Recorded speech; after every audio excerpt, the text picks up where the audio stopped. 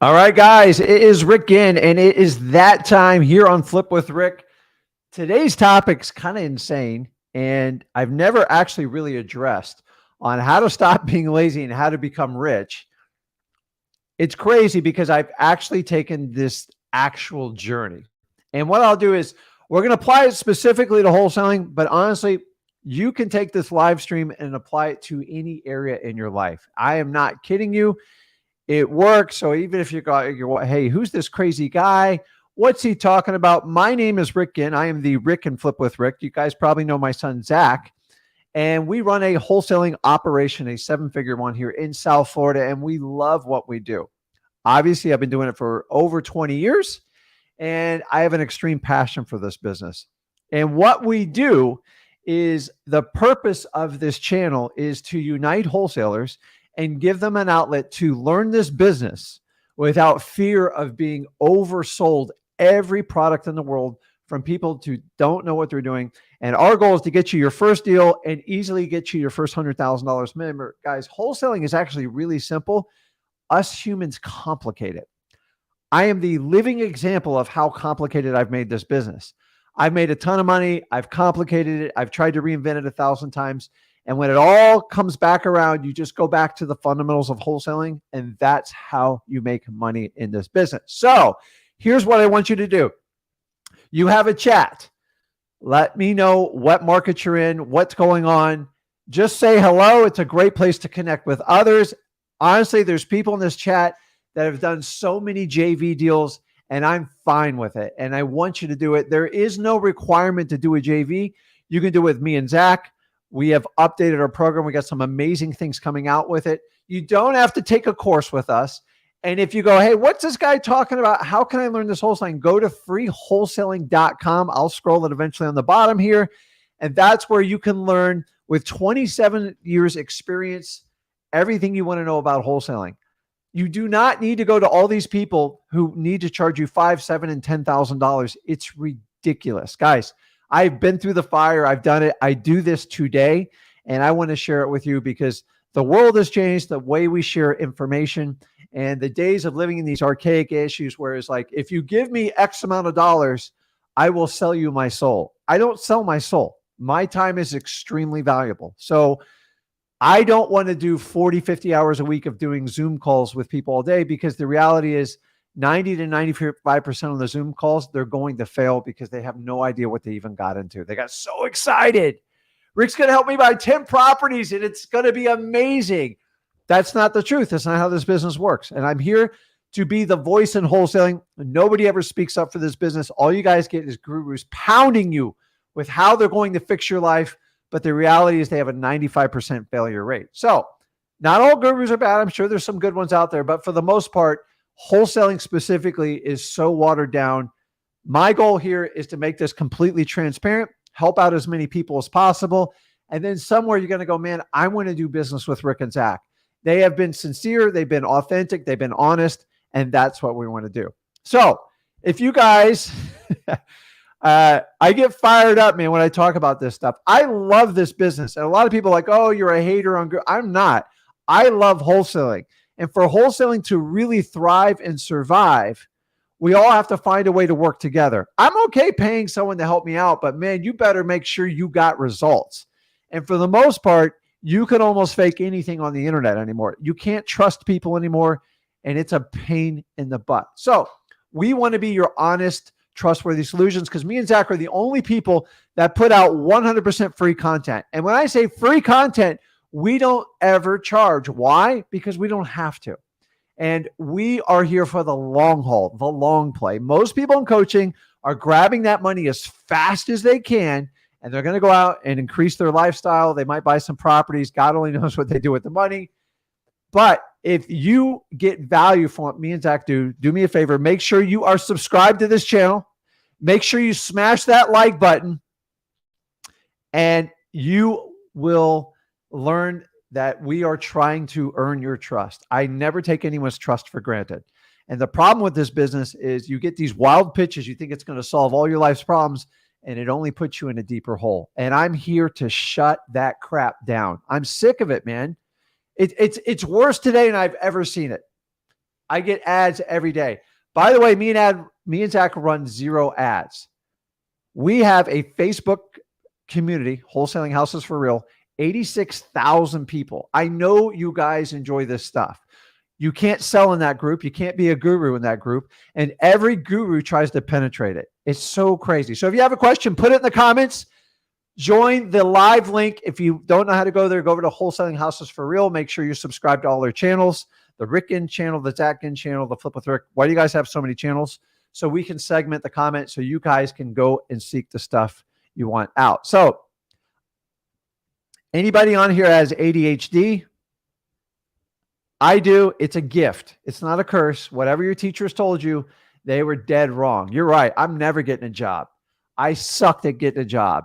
A job is misery. A job's where people go to sell out their dreams, to build someone else's dreams. I'm not opposed to it, but I'm here to tell you it's never going to get you rich. That's rule number 1. Number 2, wholesaling, you have to have fun with what we do. So I'm a high energy guy. I like to have fun. I only want to work with people that I really enjoy working with. That's another reason why I do not sell my time in coaching, because I can't babysit people that can't help themselves. So what I do is if I took 100 people watching this live stream, 1,000, whatever it is, and just 10, 15% of you wanted to run it to the hill, I'll help you get there. But don't waste my time if you just want to dabble, because I've been doing this a long time and I'm telling you, dabbling will get you killed. So let's get into it. I'm going to run a little video and then we'll jump into questions.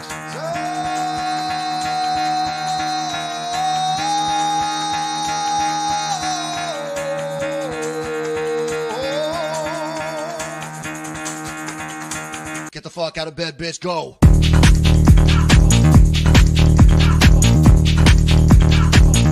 Get up, and then they got go on.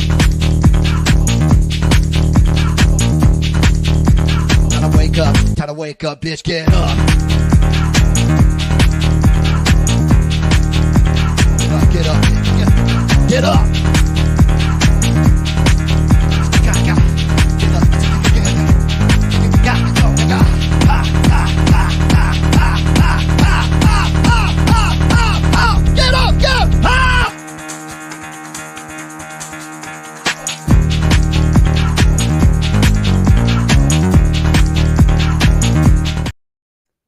I did, guys. So if you go, man, what the heck's going on? That I still watch that to this day, and I love it. And when me and Zach introduced this video and made it like our theme song, I just thought it was amazing because there's so much going on there. I could do an entire show on that. And like one day I got to get him on our show. So you guys can easily download it, your alarm clock, just look it up. Or heck, just listen to our live streams and let it go from there. So we are talking about how to stop being lazy and how to get rich now today. And I'm going to give you some rules. You got to understand, I'm not just winging this. Listen, my son is young, but he's highly, highly experienced and he learns. And if you could just take that mantra. So I got a lot more years on him. I'm 53 years old and I'm telling you, I'm going to give you my life lessons.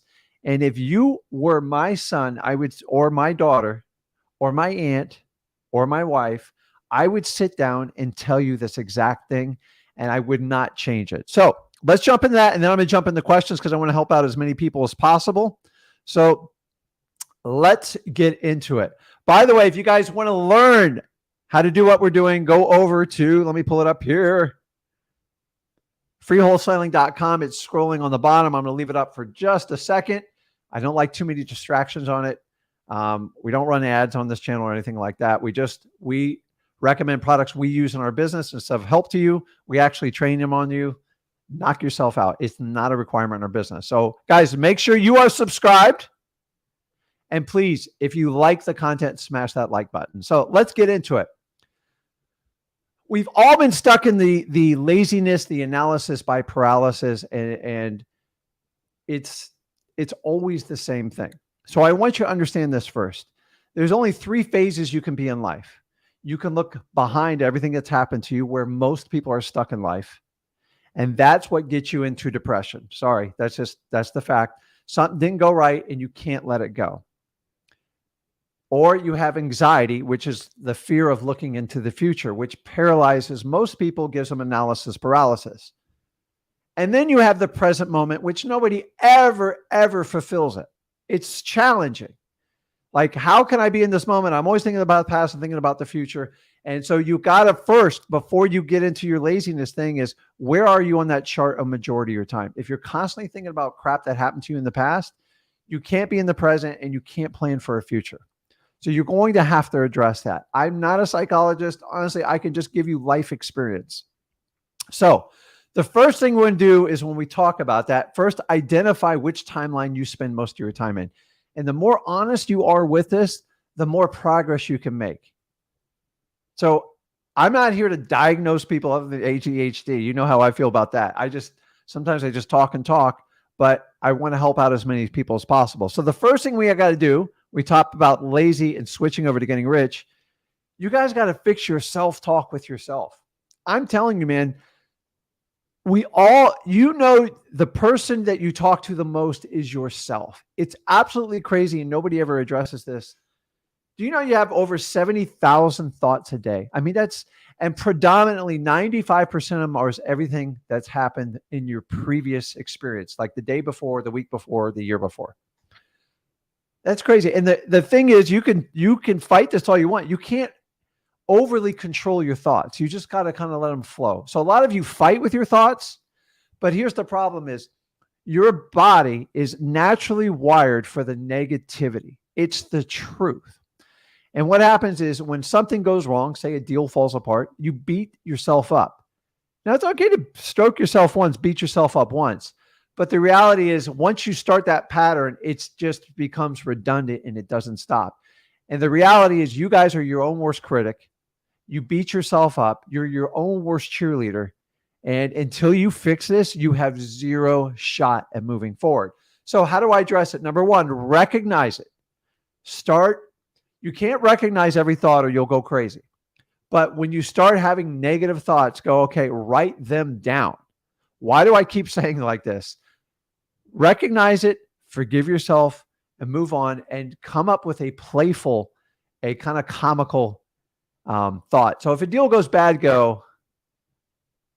you can just say, like, just go, listen, that was the funkiest looking house I ever bought. I should have known, and just kind of make a joke at yourself. Like, let's not buy funny looking houses anymore, and find the lesson in it and learn and go forward. But if you have the same redundant, nasty talk to yourself, you can never fix it. Guys, I'm guilty of this all the time. I got to sit there. When you write it down and you recognize it, oh my God, because you don't even know you're doing it. Stop beating yourself up. It's rule number one. You have to become your biggest cheerleader. Replace these thoughts. You should be your own best friend. And if you don't know how to learn to love yourself, you've got to do that first in life. Okay, I'm a student of this. I'm not a master of it. I'm a student of it, because if you don't take control, they will fester and get you out of control. And that's how you get stuck, analysis by paralysis, and you don't get stuff done. So identify it, write it down, and address it. The second one is, you guys got to stop feeding your mind crap.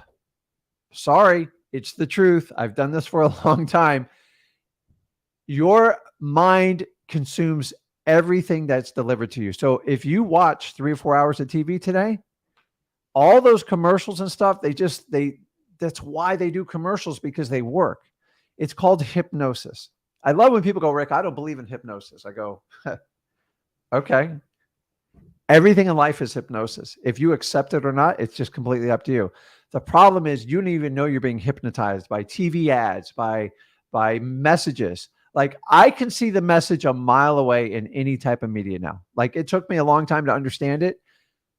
Everybody's got an agenda. Everyone's trying to get something accomplished. So if you don't feed your mind, other people are going to feed it for you, and they're going to give you their agenda, and it's not going to fulfill you, and it's going to hurt you. So if you're going to watch TV, we all watch TV. I like my sporting events. Can't watch the Dolphins anymore, but I try to record them. So at least I get through the commercials and I can block off time for doing it. And then go, listen, I'm not going to spend more than an hour and a half doing it. The problem is, you ever watch TV and it's like 4 hours have gone by? It happens all the time. This whole Netflix binge watching thing, guys, I think it's decaying society. I'm sorry. It's just, stop watching the movie and go make your own movie. Like, go make your own movie. It's okay to watch a movie to pass time, but like if that's all you do, you're going to be stuck there. So go out and be the star in your own show. Go out and be the hero. Go take care of your kids. Go take care of your family above your wildest expectation. But what you put in your mind, like think about this. If you're trying to become more physically fit and more healthy, you are what you eat. You are what you watch. It also goes with music and everything else you do. So it's also the people you talk to. So be a guard of your mind and just don't let everybody enter into it. And do not let anybody in your head that doesn't belong there. You're the only person that can allow them. It's up to you if you're going to let them in or not. So once we're moving forward, I don't want to be lazy anymore. What's the first thing we have to do after we correct our self-talk? We feed our mind the right diet, which is going to take some time, by the way, guys. Okay. You have to start with willpower because that's all you have. And all willpower is, it's a daily forced action. So if we talk about wholesaling, I'm going to make 200 calls today. I'm going to do them from 9 to 12 or whatever your timestamp is. And that's what I'm going to do. And you're going to force yourself to do it. It's going to be wildly uncomfortable. You might cry the first 2 phone calls. And then once you get 3 or 4 calls into it, it's like, why did I wait to do this? The anxiety alone takes most people out in cold calling. So you got to start with willpower. Here's the challenge with willpower. It's temporary. It will get the wheels started. It will not keep you in drive. Sorry. So what you have to do is convert that willpower. What do we convert it to? We're going to convert willpower to discipline. Take any action. Do it religiously with willpower for 30 days and you have a shot. Because the difference, discipline means it's automatic. It's non-negotiable. Willpower means I'm going to try to force myself to do this. The problem is willpower will fade. It always fades. It doesn't matter what it is. And the minute you start making it automatic, like for me, working out, if I don't work out, I feel lost. It's just it's just so ingrained in my body. It's a discipline because I get such joy and pleasure out of it because I know what the end result is with it. And that's how I treated my wholesaling. It was painful at first, but I got into a regimen and I adjusted as I went along. So you need to convert willpower to discipline. How do you do it? 30 days. They tell you 21. I'm telling you 30 because 21, you're going to have like a bad day or 2 in there. So I wanted to put in a full 30 days. Here's the next most important thing. You ready? Stop negotiating with yourself. Why? You set out to do a goal, a realistic goal. You want to achieve something. So say, hey, listen, I want to buy my first property. As you said, I'll do whatever it takes. But as soon as you got in the fight, you're like, I don't want to make that many calls. They were so mean to me. Now you're negotiating. And the worst part is you're negotiating with yourself. You know both sides of it, and you are going to give in. So what you have to do is you have to separate mind from body. Let me give you an example. If you want to go work out and you say, I'm going to work out 4 days a week. There's no 3 to 4. It's 4. Pick one. That's it. So Monday you worked out great. Tuesday, Wednesday you skipped it. Thursday you don't quite feel like it. Now you got Friday, Saturday, and Sunday. Well, it's the weekend. I can't do it. Like, I don't feel like doing it. I'm going to go out with my buddies. Stop it. You treat yourself first. You have to take care of yourself first. Remember, the flight attendant says, yeah, in the event that there's a depressurization of the cabin, you got to put your oxygen mask on first. Guys, stop negotiating with yourself. Because a lot of times your body will tell the mind what to do, not the other way around. And if you're in that situation, you need to address it now. This happens in wholesaling. This is not just about physical fitness and diet and weight management. When it comes to your business, when you set stuff and then you negotiate and waver from it, you're never going to get it done. And if I can drive this one point home is stop negotiating with yourself. Write it on your blackboard, write it on your whiteboard. Let everyone know this is going to happen no matter what. Because the difference between people who get stuff done and the people who don't, the lazy and the rich, is they both want to do the same things. They both set the same tasks. The difference is the lazy people do it when they want to do it. And when they don't feel like doing it, They let their emotions take over and they don't do it. Rich people do it no matter what. End of story. I'm getting it done. And guys, there are days I just don't want to work. I'm just like you, but I have commitments. I have employees. I have people depending on me. And if I want to create the legacy I want to do, I've got to suck it up and get going. I'm not talking about if you're deathly ill, but there's all days we just don't feel like doing stuff. But if you set out and said, hey, this is what I'm going to do in wholesaling, and you negotiate with yourself, you're never going to get it done. And the thing is, once you negotiate with yourself once, it becomes a habit. Now you have to unpack and unwind that habit for 30 days to convert the willpower to discipline. So I'm telling you, you're all dealing with this because I struggled with this a lot of my wholesaling career. I would be phenomenal, and then I got lazy, and then it's like I went through all this stuff. And that was all in my first 5 to 7 years. And a lot of you are going through that right now. Let me know in the comments if you are, because I'm here to help you out. I'm not calling you out. I'm just telling you what you need to do. I'm going to keep moving here because I'm going to take calls. Okay. Boy, this is going to be a tough one. Let me just spit it out now. Stop being a jack of all trades. I am the master of jack of all trades. When I grew up, I didn't have a choice. I had to help out around the house.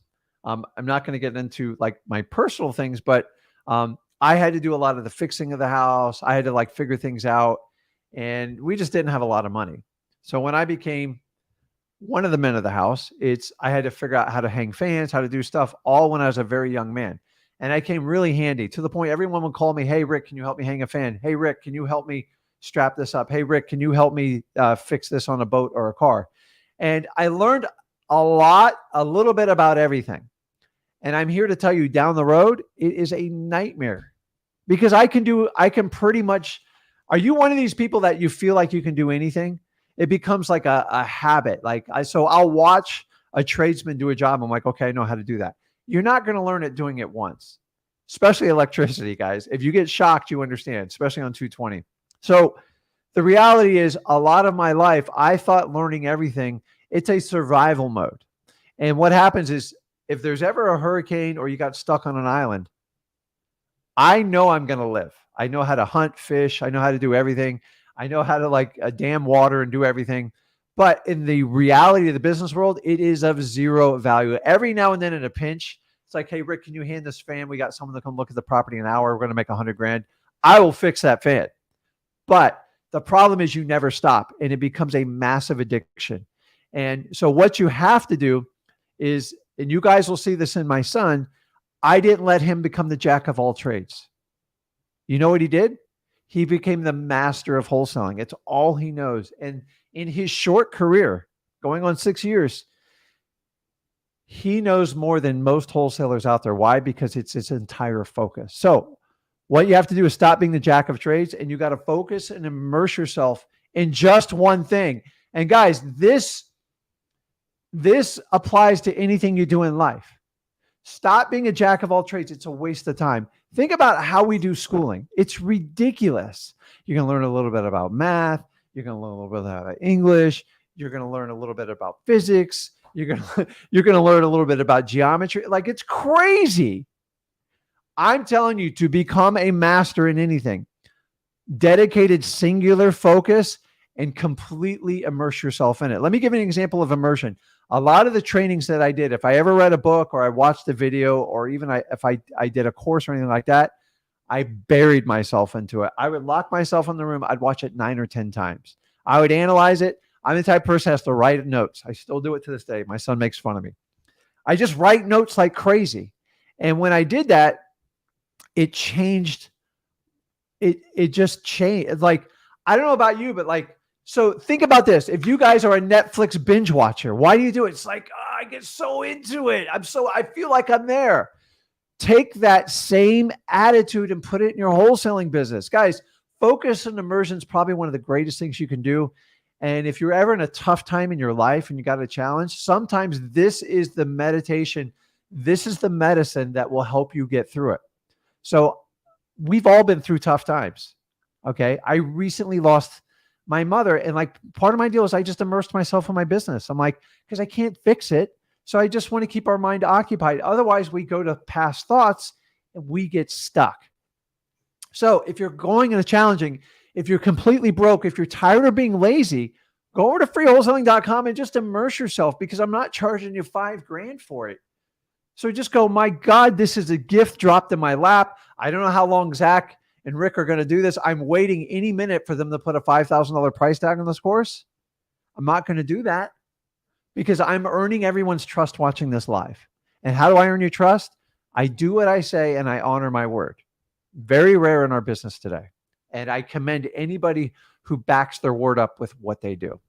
But I'm tired of everybody throwing around free, free, free. Most frees are a funnel, and you guys are onto it. And I'm just letting you know, we are the ultra free, because the idea is if I can get you very efficient in wholesaling, you'll eventually want to do business with me one way or the other. You'll find me. I promise you, you'll find me.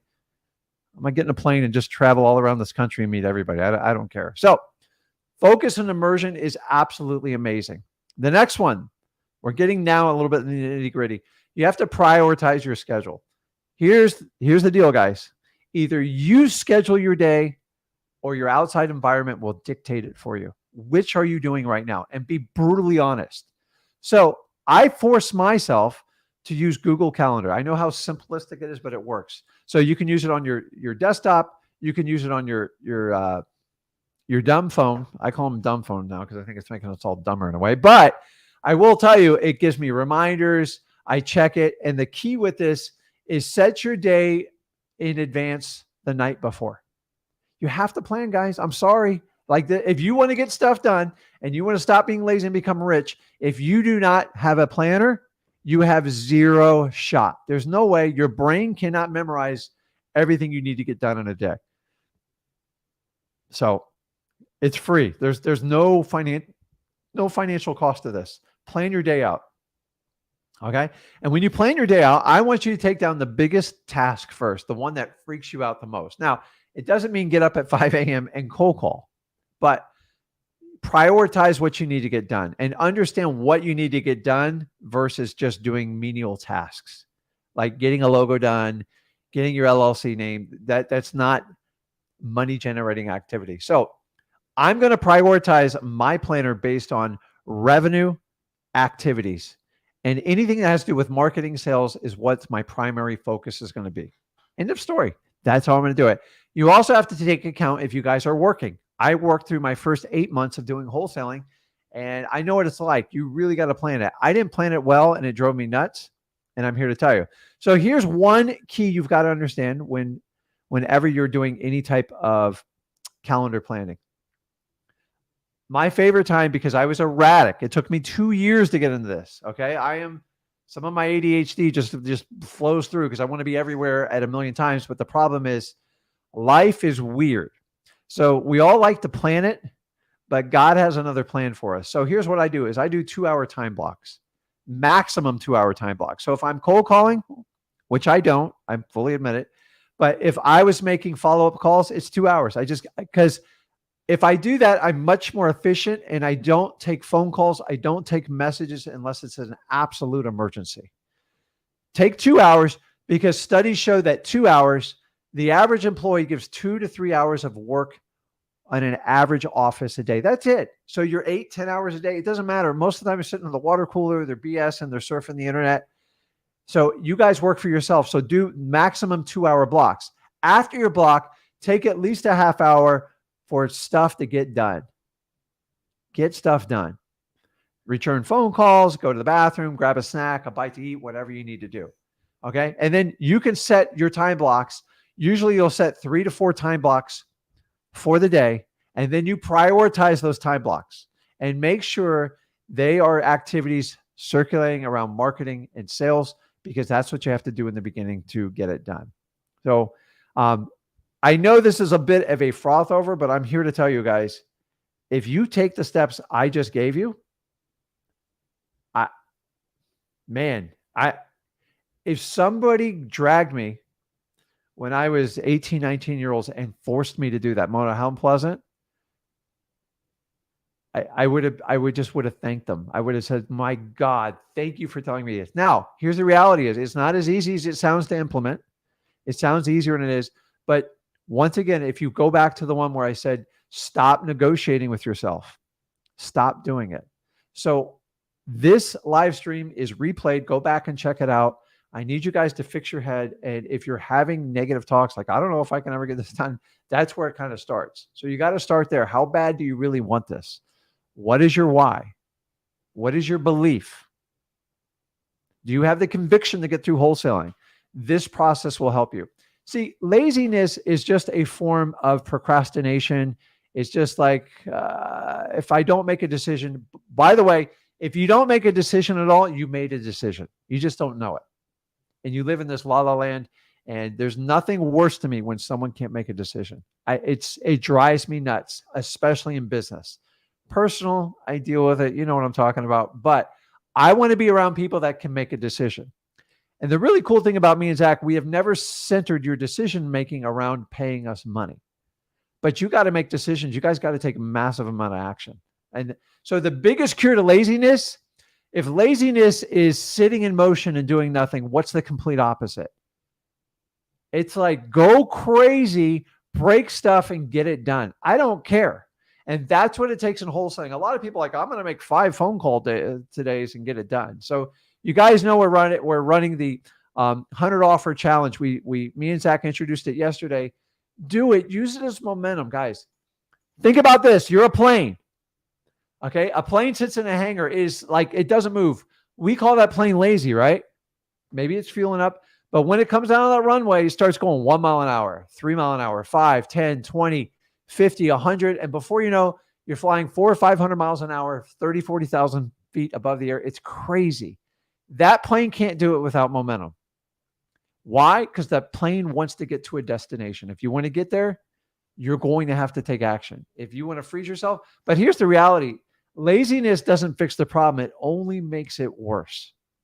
So if you're having that problem right now, just take some of these basic actions, look into it. Life's short, enjoy yourself.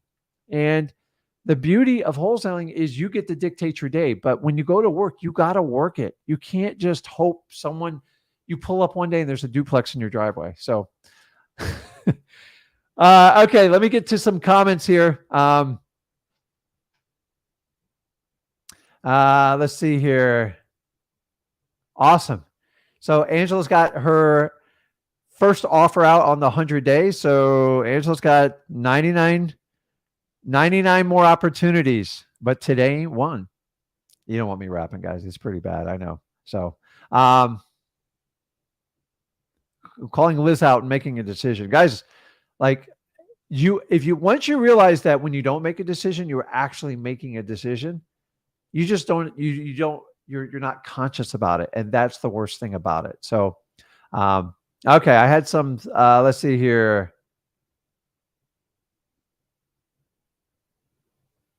So Diana kind of gets my message is, negotiating with yourself is just tough. And I want you to think about this. If you can't keep a promise, so what you guys think sometimes when you negotiate yourself, if you say, hey, listen, I'm going to make 200 or 300 calls 5 days a week, and you don't do it, you think, well, then I failed. Like a lot of you are scared you're going to fail, that you're not going to get a deal by making those calls. Well, let me tell you, if you go through and do that, you honored your commitment. And I promise you, you're either going to get a deal from it or you're going to get a life lesson from it. Now, I'm not going to point you down the right path. I don't guarantee anything. No one's ever guaranteed me anything. Life's not fair. But if you make enough action, you will eventually get what you want. End of story. But if you keep negotiating with yourself, you have zero shot. Remember, negotiating with doesn't mean you are guaranteed a positive outcome. It just means I'm going to take the steps and actions Rick and Zach told me to do. So by not doing them, you can't get there. The jack of all trades, man, I'm a king of this, man. Like that was a problem for me. You don't want to be a handyman. Do you know when I first started flipping houses, not flipping houses, I did wholesaling. I decided for a short term to try to fix them up. What a nightmare. Oh my God. I hated every minute of it. I don't want a tool belt around me. I hate it. Do you know, like, I love my son to death, but like, he's not a tool guy. I tell Zach, hey, hand me this or something. Like he knows the tools. Don't get me wrong, but like If I had to ask for like a specialty tool, you just stare at me. I love that about him. You know why? Because he's not a jack of all trades, because he has the money to call a handyman to fix anything he wants. Why understand every tool? Unless you have a hurricane, then you got to understand tools. So I appreciate it. Okay, let me answer these last few. I'm going to jump on the lives.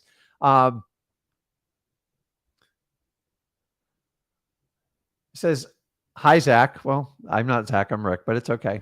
If I look like Zach, I take it as a compliment. 2 questions. How would you respond to a seller who is asking, are you living in the property? The answer is no. End of story. What's up, Pit Lover? I appreciate your comments. I try to listen. I'm trying to help out as many people in this business that want to be helped. And I'm trying to switch the 95% failure rate and at least jack those numbers up and find the people that want help and stop taking everyone's money that doesn't do anything in this business. Because to me, that's a crime in itself. If you know you have a 95% failure ratio, why don't you fix it? Sorry. And Tommy Boy says, listen, I know I just need to take action. Action is the cure to analysis paralysis and laziness. Days when I don't feel like running, I like to run. It feels good to me, and it gives me time to I can just think about my breathing and hitting my stride for goals per mile. And when I don't feel like doing it, I just go do it, because once I get into it, I'm fine. But it's like sometimes that little anxiety before we start a task is very, very taxing. So let's jump on. If you guys don't know how to do the live, go over to Wholesaling for Houses for Real. You click on today's live link, and on there, there'll be a StreamYard link. You can click on there, and that will get you started. So let's jump on, and let's take everybody in order here. What's up, Sam? How you doing? Hey, good. Can you hear me? Yeah, man. What's going on? All right. How are you doing? I'm fantastic. I don't have complaints. I got a lot of issues going on, but it's by the way, if a lot of people think about well, if I'm lazy or I do analysis paralysis, I won't have issues. It's the complete opposite. Everybody watching this live stream has some sort of issue going on in their life. So if you know everyone has issues, you might as well get the best issues that you can deal with. So if you're rich, you have options to deal with your issues.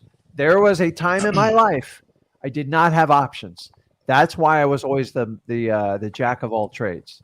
And it's I'm slowly, right now, I'm down to my last toolbox, because I don't know about you and a man in a toolbox. There's something sacred about it. It doesn't matter how rich you are. But as tools break and stuff, I don't replace them anymore. I just keep calling people to help me fix stuff. So it's I have good problems. How do I grow this? How do I do this? How do I buy more properties? How do we grow this business? And they're challenges, but they're funner problems, if I guess that sounds. The days when I had to fight laziness, what was I going to do today? How am I going to pay the electric? How am I going to pay the mortgage? Man, dude, that was a long struggle for me, guys. If you're in it, I get it, man. I was there. I did it. So what can I help you out with, Sam, today? What's going on? Well, I have 3 properties that I've been talks with. Let me tell you a little bit what I've been doing since the beginning of February. The beginning of December, I've been strictly doing probates. So I get an average of 35 leads a day, skip trace, and then text all the numbers associated with that lead. So it's I send out 80 texts a day average. Okay. And I've been doing that every day since the beginning of December, and it's working pretty good. So I have 3 deals. I have one deal I wanted to ask you about, where the house is a smaller house, probably 1,000 square feet, and it's in horrible condition, needs a complete rehab, probably $50,000 rehab. But they have tenants in there who've been there for 7 years. They pay every month on time, and they do not have a lease, and they know the tenants. And it's a wife, a husband, and a special needs child. And I'm wondering what you think about that from a cash buyer's perspective. Does it matter? Tenants? Okay, so you hit me with a lot there. So this particular property you're talking about, does it need massive rehab?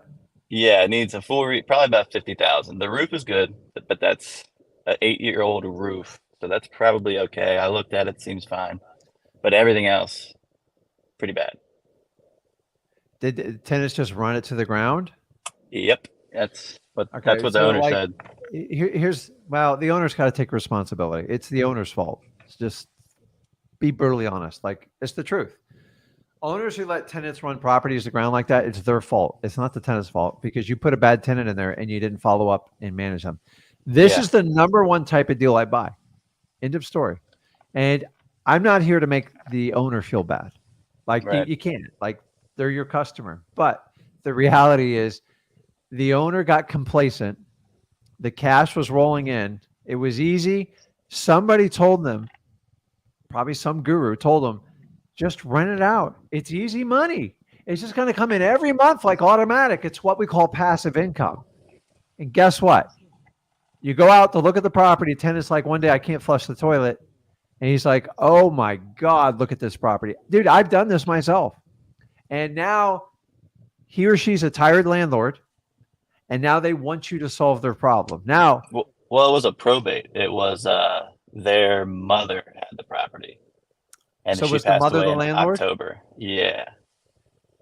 Okay. Yep. So this is where you're at. So how much are the tenants paying? 800 a month, every month on time, 7 years. So the only like kicker There's here. no mortgage on the property. Yeah. So here's the kicker here. Here's the only thing I'm sensitive to. I don't want to kick a special needs child out on the street, so to speak. That's what I'm But thinking. should a special needs child be living in such a horrible, dilapidated rental property? So to me, it's kind of like they're offsetting arguments. I've walked, guys, like, I can't tell you how many deals I walk away just because it's the right thing to do. I've had people. I had a guy who adapted the entire house on a probate for his wife for a wheelchair, and she's been in the house for 30 years. He said she's never really left. And when we got down to it, he's like, "I need the money," but I'm just like, but what are we gonna do with her? Like, what's the plan? He goes, I don't have one. I'm just gonna get the money. Yeah. I think he was gonna like leave her, and I'm just like, I can't be a party to this. Like, I get it. I can't solve everyone's problem, but man, I am not gonna lose sleep at night. Yeah. I've had some people who are like, "Hey, you can buy this house, but you gotta evict this 92-year-old lady." Like, what did she do? He's like, nothing. I don't want to deal with it anymore. Well, so And from a cash buyer's perspective, do you think that they would evict or would they keep it going? Well, you can't keep those tenants there because they've ran it to the ground. Like, Okay. Yeah, you're right. you got, like, there's no way. So I would probably I would get the low. You got to get it way like you I got to offered get it him cheap. I offered him 49 and a half, and he What did he said say? no, the lowest he could do is 70. And I think the resale, like total rehab and sale value is probably like 160, 70, maybe 160, 170. So I offered him 49 and a half. He was like, no. I was like, all right, well, let me call you in 2 weeks. Let's see what happens. So here's He what was I like, would all do right. is I would probably just put it under contract, and then I would put it under like a 30-day inspection period. And Yeah, that's what I told him. Yep. so what state are you in? Well, I'm focusing on DC pretty much, but this is Maryland, this particular place. So you just got to get familiar with like your probate laws there, if they can sell it before the probate's completed, which they should be able Yep. to. Yeah, they can. And just keep selling it on that. And then what you need to do is, I would put it under contract, and Yeah, that's what I'm trying. I would bring a cash buyer there, and like everyone's gonna like they're gonna freak out, and then I think you're gonna be able to easily negotiate the price down. And you might have to get like a GC to go in there and go, listen, can you just write me up what the cost to fix this thing is? And when he gives you the number, because there's a lot of stuff you're not even seeing, because the problem is tenants like this, the tenants and the landlord didn't take care of the property. And now that the landlord's passed away, it's really challenging. So you're going to have plumbing, you're going to have electrical, you're going to have roof, you're going to have AC, you're going to have heating element. It's like, I think 50 is going to be light, in my brutal honesty. Like, everything's so expensive now. So Yeah, what used to it's be just a 10,000 small dollar house. yeah, but it's an entire, like, it might be closer to 80. I'm just preparing you, but to Hey, get you're it not to wrong. retail. So I would go and put it under contract, and then I would size up what's going on with a special needs child. The problem is, like, I don't have a special needs child, and I have a soft spot for anyone who does. And I just, you don't want to, the kid's been there 7 years, but like, it's not a good environment. So I don't Yeah. feel bad about, I think you just got to give them time. And because you have a probate, you can take advantage of the time. Number two, you got to me, tenants that are not good. I'm sorry. They don't take care of the property, but maybe the landlord let it in such horrid conditions. They're like, hey, I just want to get by. Yeah. And number three, you can kind of utilize the probate to bring your cash buyers in there to see what kind of price you can get. And then you can decide if you need to get a discount from there. Remember, you're trying to solve a huge problem for this seller. You have a probate. You have a horrendous property. You got a tenant that I don't know how much of it's their fault, but like no normal tenant would live there, right? Like, because Yeah. it's cheap rent. That's why they stay there. And you have a special needs child. My friends, this is what we call wholesaling. If you can solve this problem and make everybody happy, it's a win. I don't want someone to suffer from it, though. But the reality is, if you gave them 30 or 60 or even 90 days to find another place to live, I think it's the right thing to do for that family and the child. So I always look at the welfare. A lot of people I meet a lot of wholesalers in my local market. I'm not going to give names, but they have no problem kicking out anybody. Like they don't care. I can't do it, man. I can't do it. Like life's too short for this stuff. I am not kicking out little old ladies, special needs, handicapped people. Like there's just like sometimes they have no other place to go. And in Florida, it's really challenging now. So a lot of times you can sell it to the cash buyer. Just make sure you have some sort of agreement with the tenant so you're not the bad guy in the deal. Okay. So what else you got? All right. So I got two more. Okay. Like talks with sellers. No contracts yet, but I got another house. This one's Okay. in the Bethesda area, and the ARV in this area is like over $1 million. And this guy says he cannot sell the property until he gets it assessed. It's a probate as well. But the assessment's already been done by the county. It was done January 1st, 2023. And he's like, I can't sell it. I have to get someone to assess it. And then the county can look at that assessment and see how much they need to be paid for something. Well, it's just, it has Sounds to be weird. taxes. That's it. Like, Yeah, that's but only it's already thing. been assessed, right? So he doesn't need It's to do that. automatic. It's That's what I automatic. thought. There's millions of properties. So, Okay. how did you come across this lead? It just out of curiosity. Probates, like they're all out of DC. Like Bethesda's pretty close to DC. Yeah. So I guess it was his aunt. So I guess she lived in DC and she had a few properties. This is one of them. This is like the one that they're getting rid of.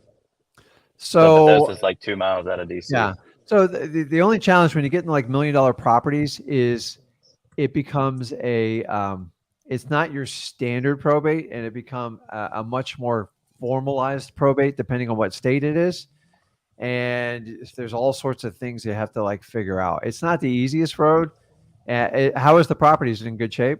It's in decent shape, and the county assessed it at the whole property. They assessed it at like $670K, No. 670K. I get it. It came on a probate. Like I always give it a shot. I mean, I tried a $15 million probate once. It got That's down the to next the wire. question I have for you. They got down to the wire because they needed a proof of funds to put up. I think they were demanding $5 million cash up front. And like, Wow. the problem is when you get into more sophisticated properties, the level of circumventing gets very high. Like Yeah. they're like, hey, what's your net worth? How much cash do you have in the bank? And then you have to deal with financial managers before you even get to the lawyers. And Okay. that becomes challenging. I'm just going to be like, you really have to be loaded up. So before you spend a lot of energy and time on it, just make sure you can get a good price. Remember, if you can get a good price, you can sell anything. So if I had a Rolex watch, say it's worth 15 grand and someone gives me 5, I know I can move it. Even if I'm broke, I know I can move that product. So if you get a good price on it, it's fine. If not, don't spend a lot of energy on it, because the reality, guys, wholesaling is you try to stay at the average median price points, although some states $1 million is kind of like close to it, because state of Florida has gone bonkers. We're at $500,000 now. It used to be $150. So Yeah, that's typical for this area. That ARV it's typical. is So, real but high. honestly, make sure you get a really good price, because if you can't fund it and do all this other stuff, Yeah. because they're going to be very demanding on like proof of funds and deposit requirements. They're also in New Jersey, so they're pretty motivated. They're not trying to come down here. But it's So got to be yeah, a I'll good. give it a shot. So Yeah. the other thing you can do with them too is, you can do a creative financing deal on it too. If that's what but you can't make them do it. You got to see. So if the wholesaling option gets closed, see if there's any type of creative financing. So do they have a mortgage on the property? No, totally paid off. Yeah. So you could do like a seller financing deal, and you could Like, probably and sell I that. pay them monthly kind of thing? Yeah. Yeah. Listen, guys, you can do whatever you want.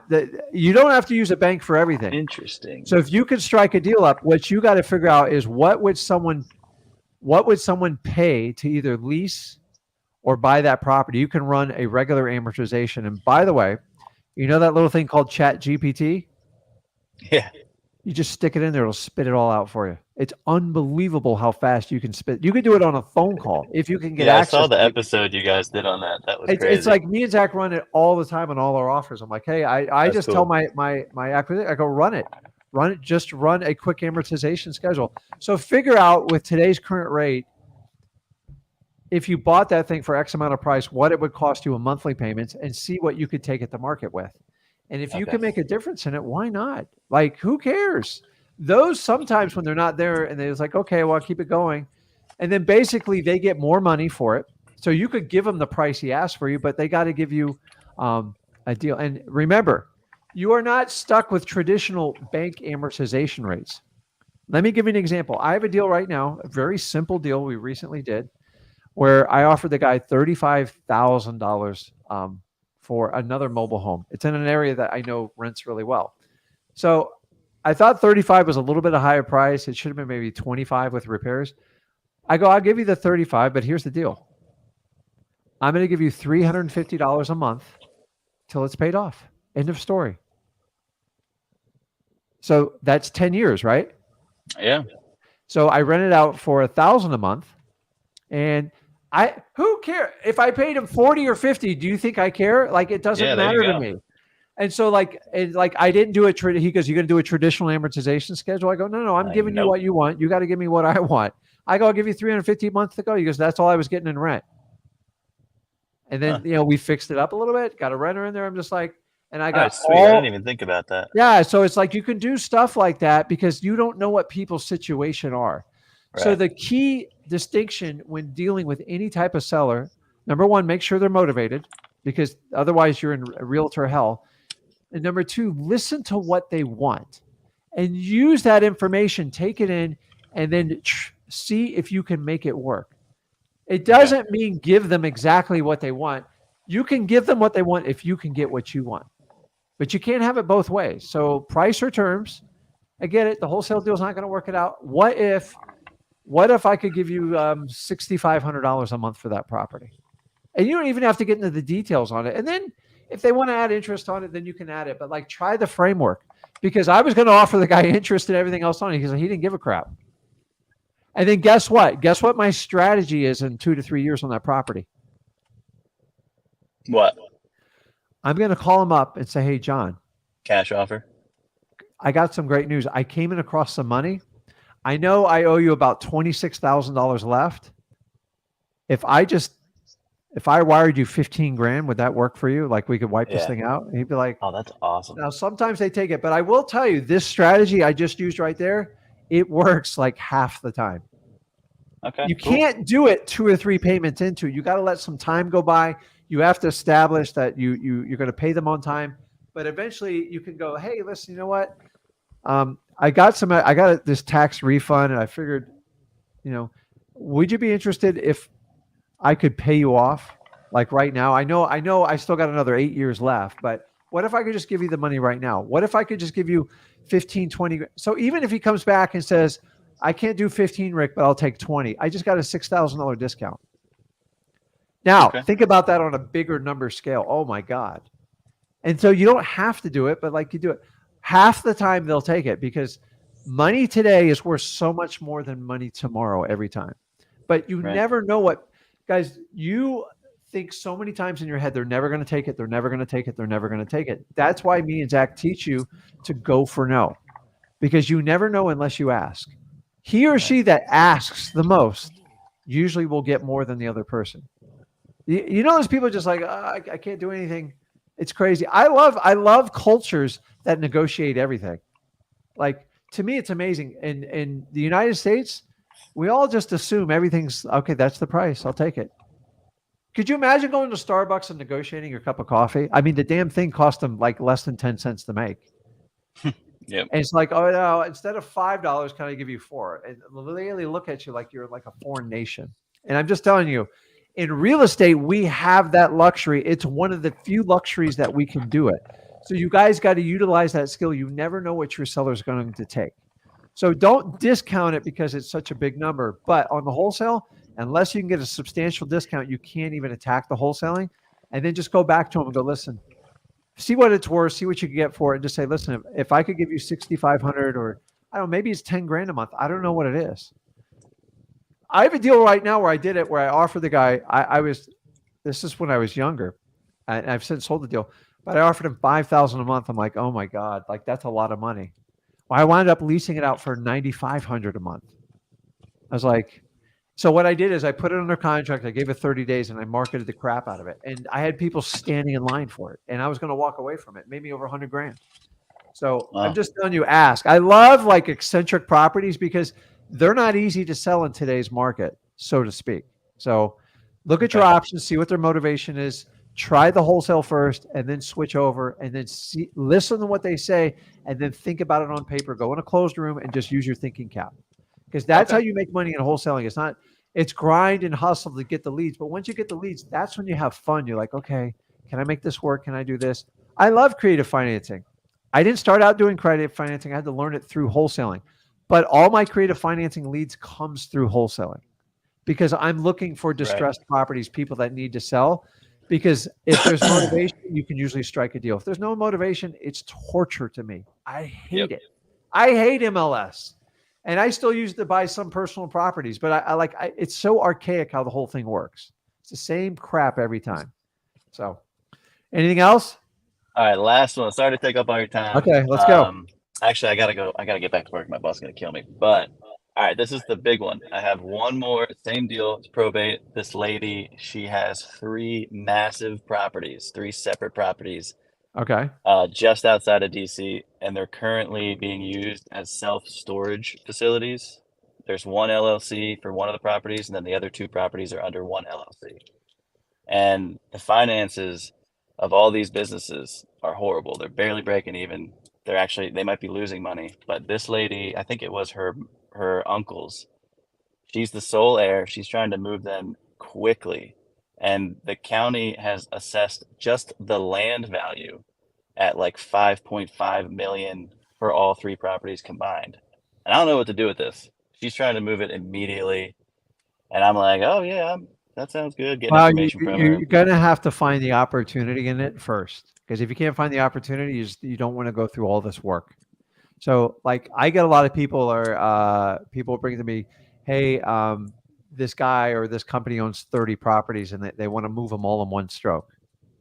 It's always challenging because it's like you get a lot of dogs in there. You get a lot of stuff not making you money. And here's how I always test everyone. Like if somebody comes with you with like 10, 12, 20, 30 properties, just pick one. Give me your most tired and weak one. And if I can't make that work, I'm not going to sit here and like break my head trying to wrap you up in a $5 million offer for 30 properties. So the problem when you get stuff with that much drama, number one, it's best to have someone that can help you out. But the reality is most of these That's people. That's why I'm calling you. I know, but there's a lot of information. I can't do it in 5 minutes and just go, hey, here's what you need to do. So what you need to do, if you're going to make a decision about it, you got to get all the facts. Yeah. Here's a perfect example. There's someone, I'm sure he's in the comments, that I do lots of business with that I met through wholesaling. He started out, didn't do one deal. Now it's like just a rock star, just crushes it. And I hate the word rock star because it's abused in wholesaling. And he had a deal where the guys just had these 2 big apartments, not too big, but it was like 50 units.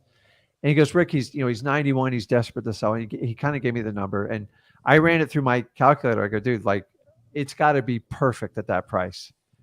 He gets there. He goes, it's a nightmare. And by the time we were done talking, I go, have all the facts. He said, and here's my favorite.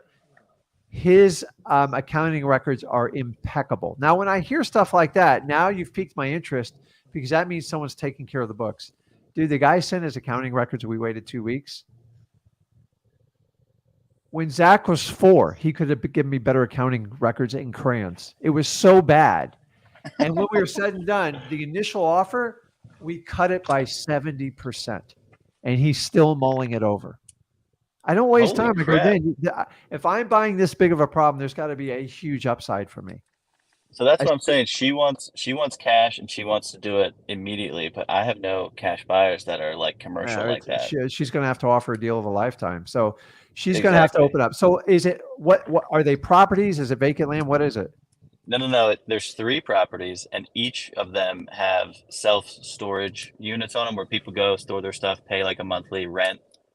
Okay. No one lives there, but they're like 60-year-old self-storage facilities. They're How huge. big of a facility is it? Like 14,000 square feet is the small one, and then I can't remember what the biggest one is. But 2 of the 3 are zoned industrial, and 1 of the 3 is zoned residential. So they're saying everything goes, and this is right outside of DC. The land is expensive. Yeah. They're saying cut down the one that has residential and make like apartments on it. So the I don't know. land is And it's like a you're gonna have to get someone locally to help you, like, see if it even passes the snuff test. Because if it doesn't pass the snuff test, don't waste your time on it. Like, yeah, storage is hot right now, though. Like, people are buying them like exactly. crazy. It's a big But if business. she's losing money, like, people don't want to lose money when they do storage. Like, it's got to make sense. So the real question is, like, how is she losing money? Is it bad management? Like, what's going on? So what's her total number she wants for everything? The other thing is she listed it on the market. She wants 4.2 for the large one, 2 for Yeah. the smallest one, and 2.5 for the middle one. But I mean, no one's given her an offer yet. So if we give her a cash offer, say all 3 for like a total of 4 mil, and then someone would buy it for like 5 million, which is for the land, it's less than what it's appraised for just for the land. You know what I mean? Yeah, I mean, there's a lot going on. I don't know DC, and that's my challenge. But if you want to private message me, you can send it to support at Flip with Rick, and just put your information on there. I'll take a look at it and see if I Wait, have any send it to what? connections. You said support? Support at Flip with Rick.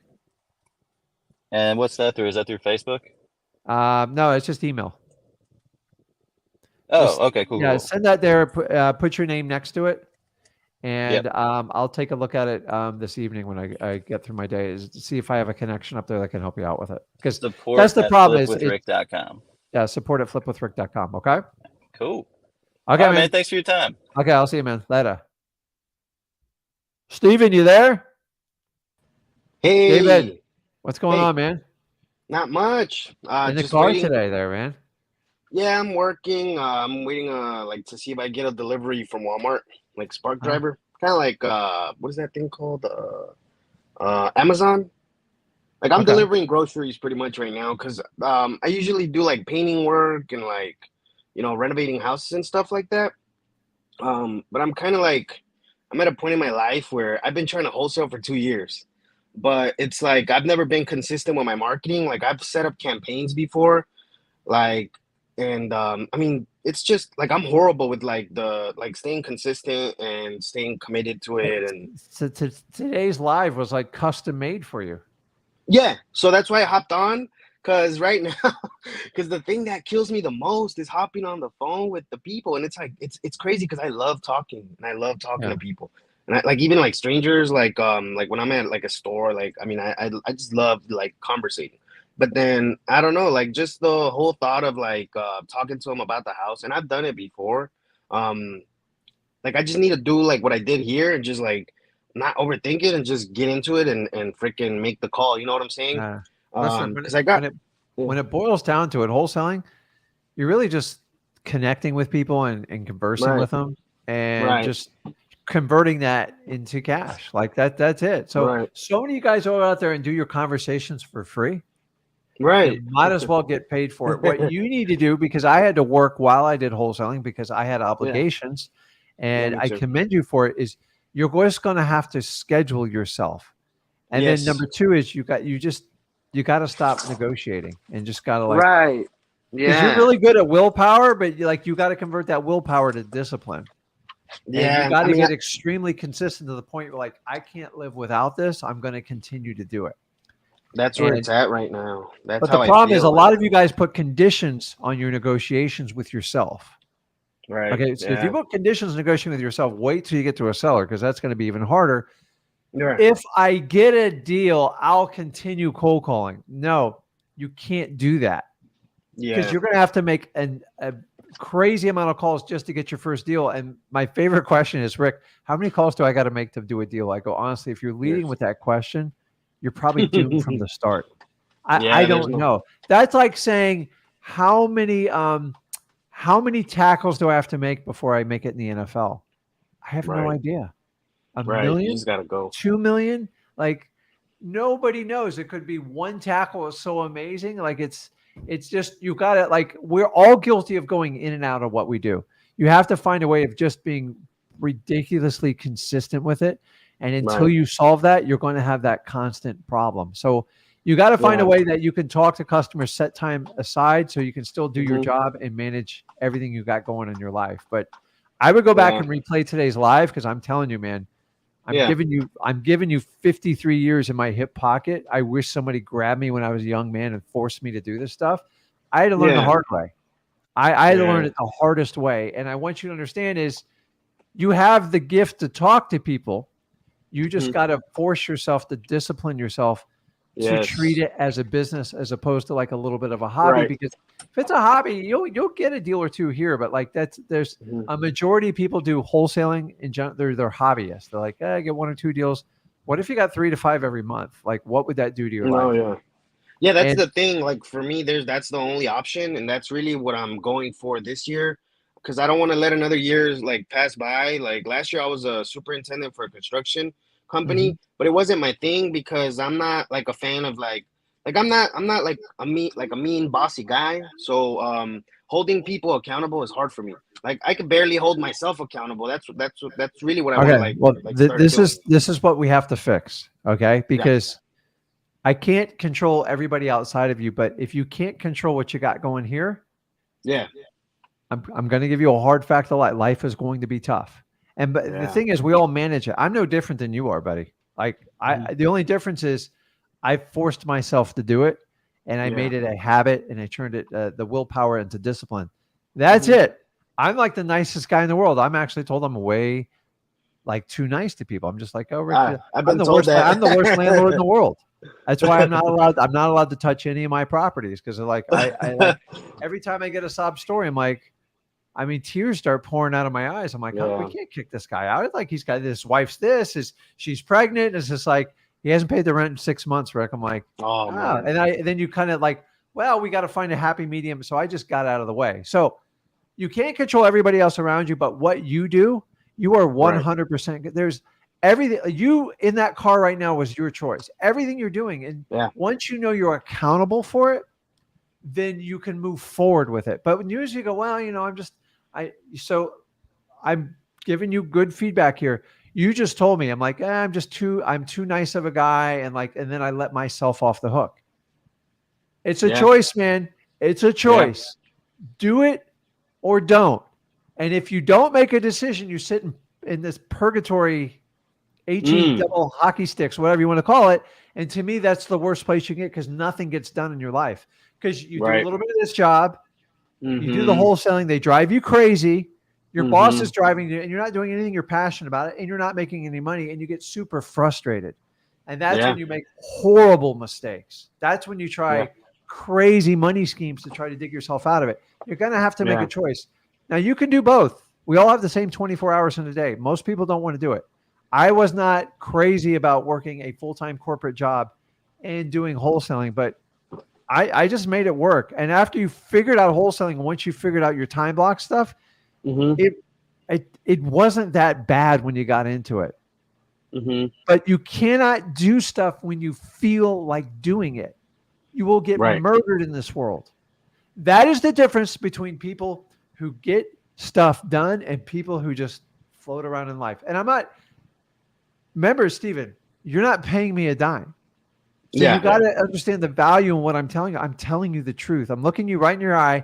If I was your father, I would tell you this. I would grab you. I'm a little bit more bolsterous. Like, though I don't like hit or anything, but my son's wrestling coach used to grab him like by the side of the head and just look at me.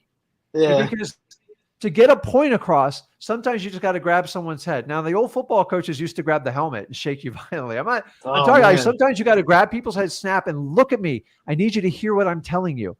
And it has a profound effect on people when it hits. Yeah. I have had multiple coaches do this. It didn't stick. I was too young. I was too immature. So you're mature enough to understand. Like listen, guys, I didn't figure this out till I was 33. And then I spent the No. next 10 years of like, okay, now I know how to make money. How do I keep it?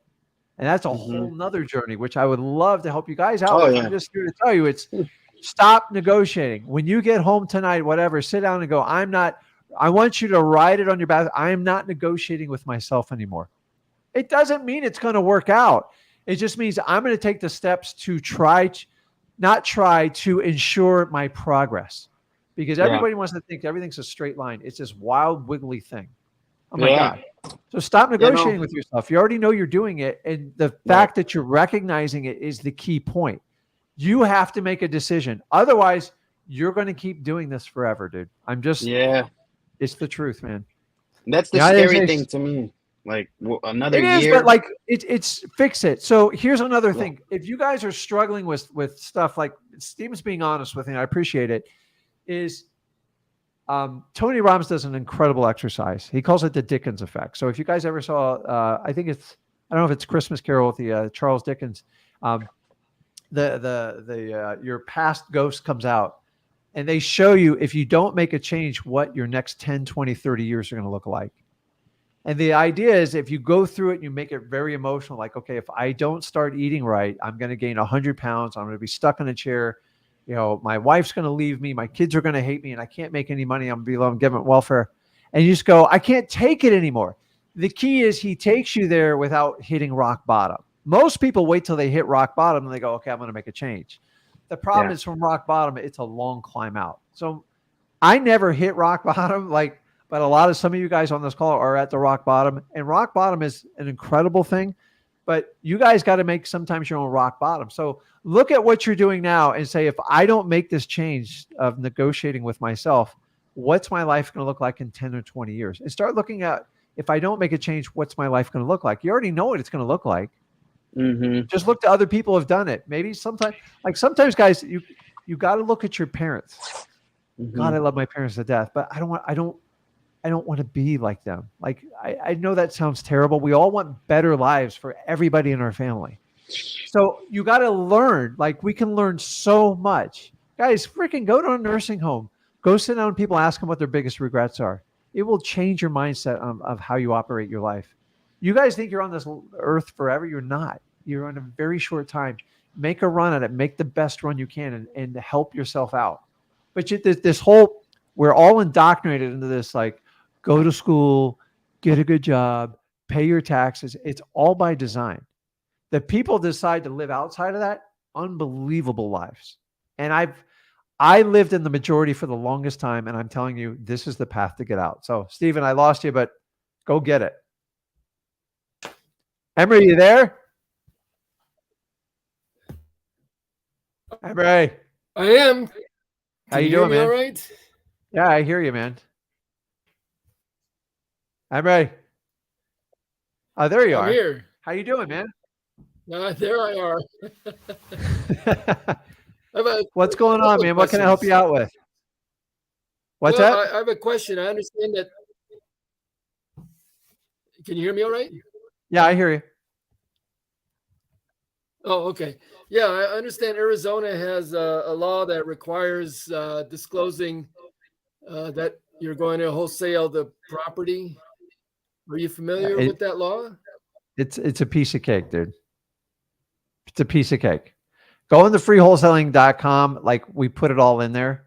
I'm not going to go, like, number one, I'm not a lawyer. Well, I mean, and I don't want to give you legal advice because I don't live in Arizona and I don't transact a lot in Arizona. So I don't want to give you bad information, but I will tell you it's very simple. It's one of the easiest ones to overcome. Like, don't even lose sleep about it. It's no big deal. I mean, are people double escrowing it to get around it, or is it intent based as far as other? It's just a disclosure. A disclosure is the easiest thing in the world. A disclosure is to say, listen, here's what I'm doing.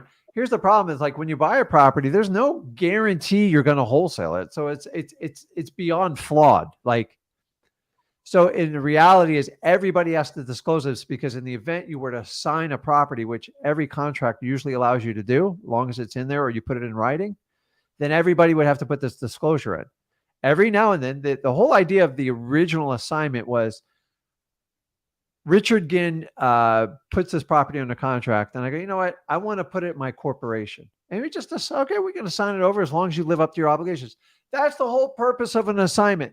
The fact of what we do in wholesaling lives up to and fulfills the purpose of an assignable contract. So the problem is, if a realtor or anyone else decides that now they have to have somebody else take over that contract, then they have to put in disclosure. So here's what all the realtors do. They have just everybody sign it.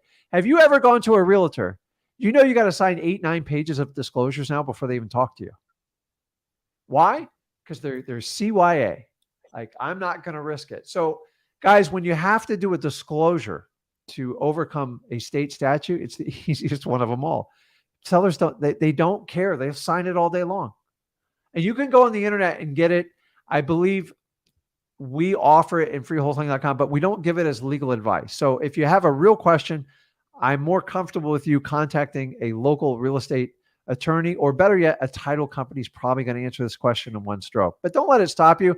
I will tell you, Arizona is one of the most prolific wholesaling states. It is not an issue. In my opinion, it's one of the easiest states because it's just a disclosure. There are states where they require you to get a license.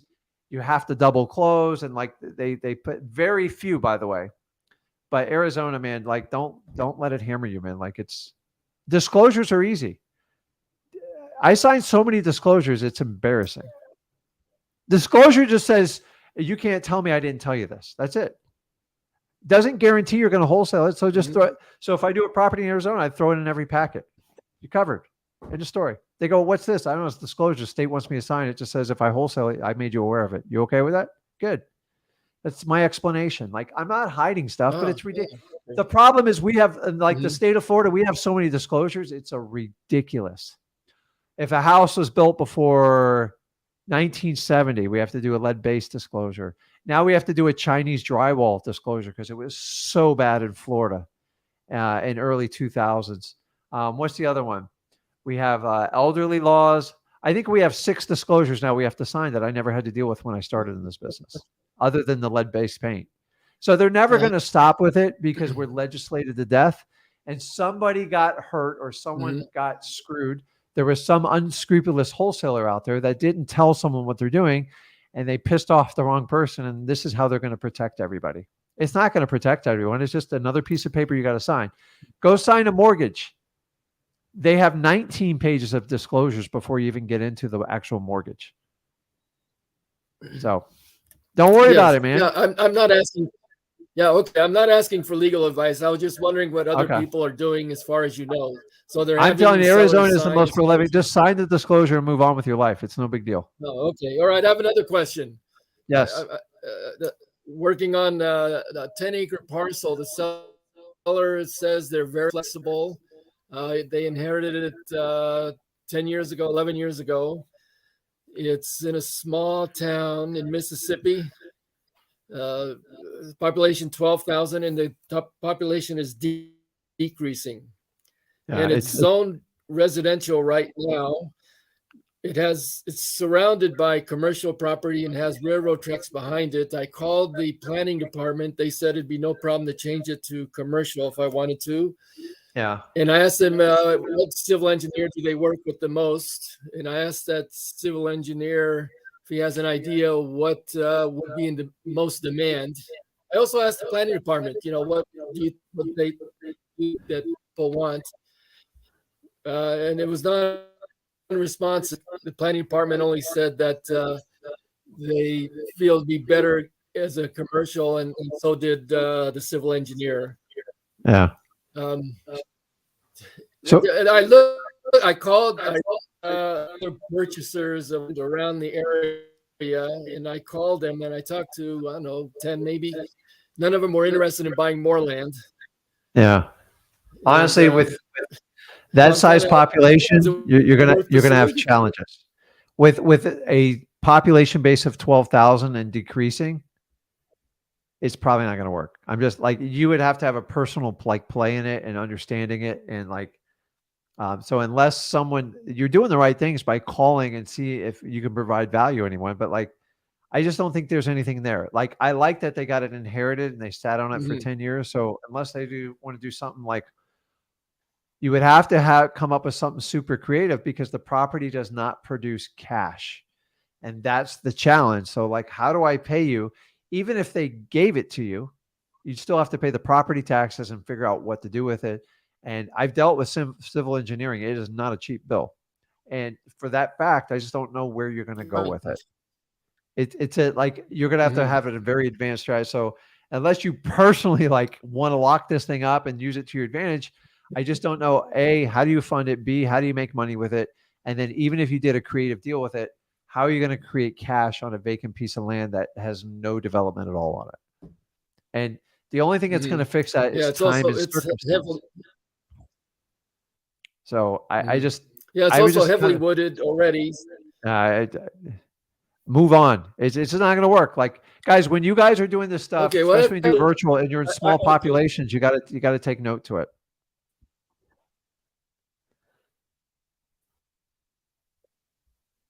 Okay, Emery's frozen up on me. Let me jump on. What's up, Ron? How you doing? There we You go. there? What's up, man? How you doing? What's going on, man? I'm blessed, man. How are you? Man, I'm blessed too. I love to hear it. What's going on? I just got one question, man. When you cold call, right? And you call them, you say, "Hey, this is Ron. Give me a call back," right? How do you know who's calling you back?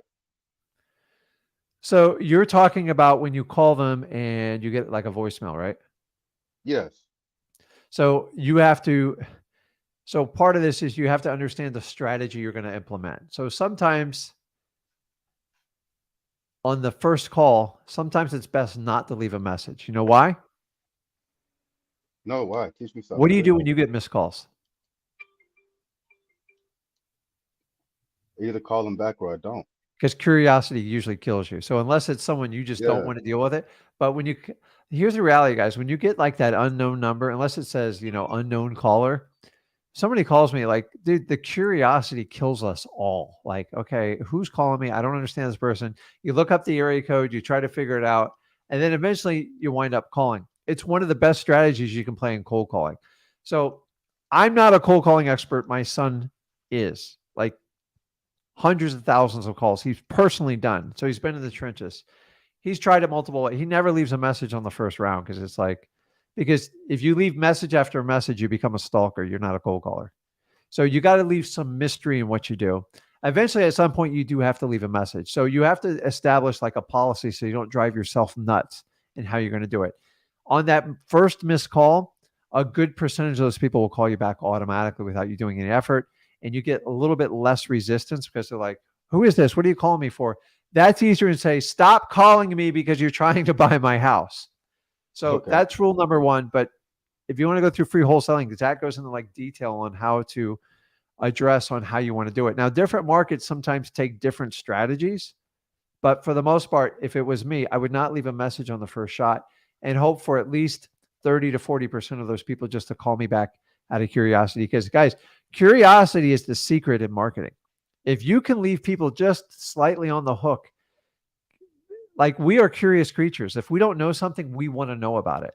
So the problem is if you leave a message, you say, "Hey, this is Ron. I'm looking to buy a house in here." Ron, get off. Like, I don't want to deal with you. Like, maybe they do want to sell their house. They don't want to deal with like a salesperson. So Okay. just got to make a decision though. Like, every little market's a little bit different because we have different markets where we have to leave a message because of the return call rate so low, and we kind of work the numbers. So that goes back to, have you ever heard of RVM's ringless voicemail? That's how it Yeah, was yeah. invented. They said curiosity was the number one way to get sales on people.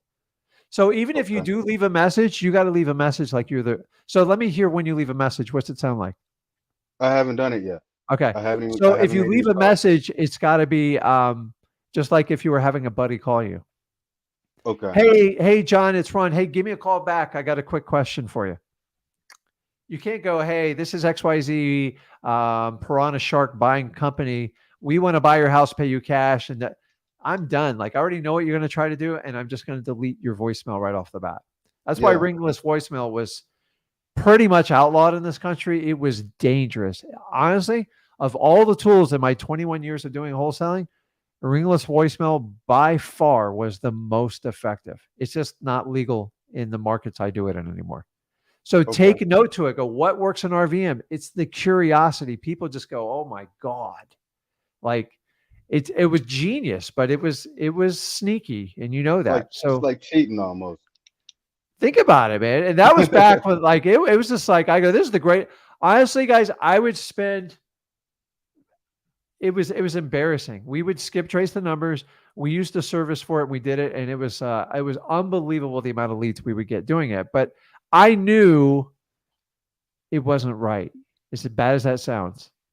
So my son, like, he pushed me into doing it, but I can't regret it because we made a lot of money doing it. But when I got my cease and desist orders the second time, and I had to meet with the state representative and sign an agreement, I'm like, I'm not doing it anymore, because it was $25,000 per call. And then a bunch of us got hit with us. It wasn't just me. They were going after everybody in the state. So I'm like, eh. And that's what, like, any type of intrusive marketing, that's what happens with it. But they're never going to be able to completely outlaw cold calling. So you want to leave curiosity in it. Okay. I appreciate that, man. I went through all the course that you guys provide. I've been watching the lives every day for, like, I don't know, maybe 2 weeks or so. I feel like I know you, man. Yeah, I've been just soaking it all in, man. So, Yeah.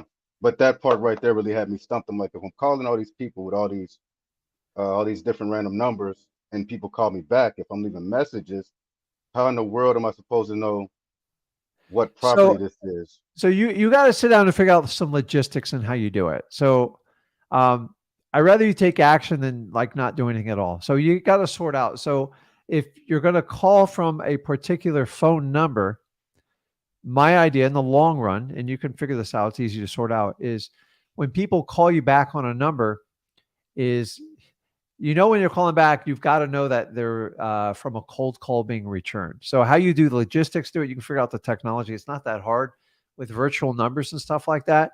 So if I call back on this number and they call back, now I will tell you, we used to do a little trick. Now, remember, I don't manage cold calling. My son does.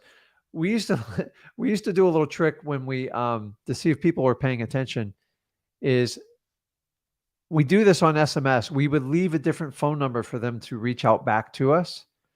And that would see if people were actually reading it and following directions. A lot of people will call back on the number you called on and say, hey, to kind of take me off your list. You can play with that one a little bit too. Say, listen, this is John.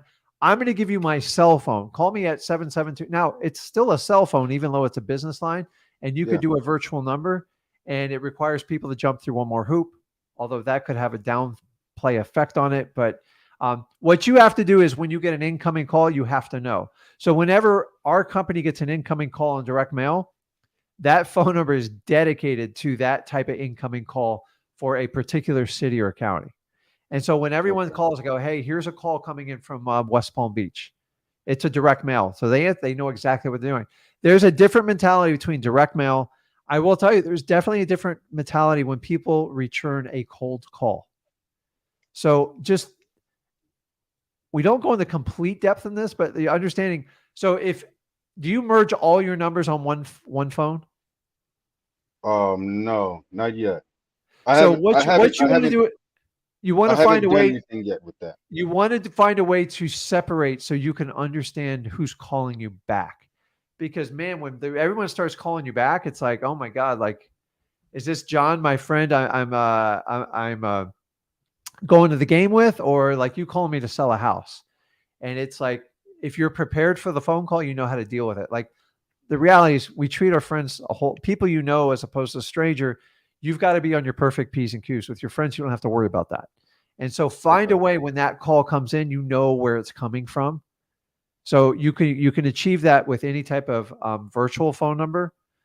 Companies like Vumber, CallRail, don't go deep in the expense on it, but you can get a dedicated virtual number for $10, and you can call on an app and, like, do all your numbers however you want to do it. I'm not getting into the minutia of cold calling, but when the call comes back in, you know where it's coming from, so you can go, okay, I got a guy returning a cold call. And then whenever you get someone who's you're conversing with and you have a good shot at getting a deal is you want to get them on another number, because you got to get them off that cold calling, because it's going to be the same. Like, you've got to separate your leads when they come in on cold calls, because when they return the cold call, they're hostile. It's like, who is this? What did you call me for? And you got to be in a mode like, hey, it's Ron. And they don't know how to respond to that every time. Hey, it's Ron. Yeah. You just shut up. They go, Ron. And then they start thinking, who's Ron? Remember, I called you earlier in the day. Yeah. You own that property on 46th Street, right? Oh, yeah. How'd you know that? I happened to drive by it. Hey, do you mind? I got a couple questions about the house. You mind if and that it changes the whole trajectory, because if you get in that, who is this? Why are you calling me? Get me off your list. I'm going to call the police to call me again. You got to find a way to get them out of that mode. So if you know they're coming in on like a hostile call, you're like, okay, Ron's prepared. Here he comes. You go, hey, who is this? It's Ron. Remember me? Ron. I don't think I know a Ron. Remember, I called you earlier today about the house you have on 46th Street. Oh, how do you know so much about me? I go, listen, dude, I just drove by the house. Do you mind if I ask you a few questions about it? And then you go into your regular thing. You got to get them past that like attack mode. And if you can identify that call, I'm not a logistics expert. I'm the worst one at that. But people tell me how to do it. And it doesn't cost a lot of money, 10, 20 bucks type of deal. But if you know that call's coming in and you get 8 in a row, you can deal with them. It's like, if you ever played football and you're on offense and your quarterback turns it over and then you got to be on defense, it's like, oh crap, I got to figure out how to tackle now. And it's shocking. I'm telling you, it happens all the time. I used to be a defensive guy, and my favorite thing in the world is when we got the ball, because then I got to smack the crap out of people. And it was like my favorite thing. I got so excited and giddy. But offensive guys, they hate tackling like a passion, because they're not meant like, okay, I'm blocking. Oh crap, and then if you look at them, they all look like they're in some sort of like crazy dance. And I'm here to tell you, the best way to do it is identify the call coming in and get in the mindset to be able to attack it. And then once you throw people off, if there's an opportunity there, a motivation, you have a shot. You have to separate yourself from all the other cold callers. Okay. So off topic, what position did you play? I wasn't great at football. I played defensive end. You know what I was lacking is I had the mentality, I didn't have the speed. And in high school football, if you ain't got speed, you're dead, man. Speed kills. Safety. Speed is the number one asset you can have in high school football. That's why I converted over to wrestling, because I was like, okay, I know how to do this. But if you don't, the reality is you got to have speed in high school football, because you can have all the power you want. Like it's unbelievable. And I love I go to our local high school games, and they had one player playing like 4 or 5 positions on offense and defense. You know, that's the fastest guy on the team. But it's like, so it's amazing. But as you progress in the sport, you have to keep adding other elements, power, speed, football smarts. But in high school, dude, just go over to the track.